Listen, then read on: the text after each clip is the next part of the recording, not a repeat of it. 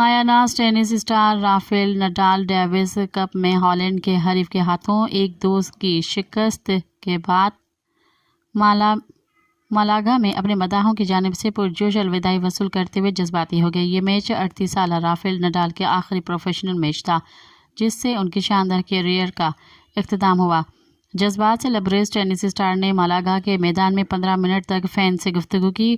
22 بار grand slam champions نے اپنی tennis کے سفر کو یاد کرتے ہوئے جذبات سے آنسو روکنے کی کوشش کی، تاہم وہ اپنے جذبات قابو نہ پا سکے اور ہزاروں مداحوں کے سامنے آبدیدہ ہو گئے۔ ٹینس اسٹار نے ٹینس سفر کو الوداع کرتے ہوئے کہا کہ میں اس راستے میں بہت سارے دوستوں سے ملنے کے بعد ٹینس کی دنیا چھوڑ رہا ہوں۔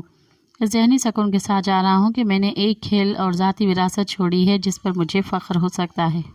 مزید خبرن ऐं तफ़सीलात लाइ विज़िट कयो असांजी वेबसाइट www.awamiNewsHD.com ऐं ॾिसंदा रहो अवामी न्यूज़ HD।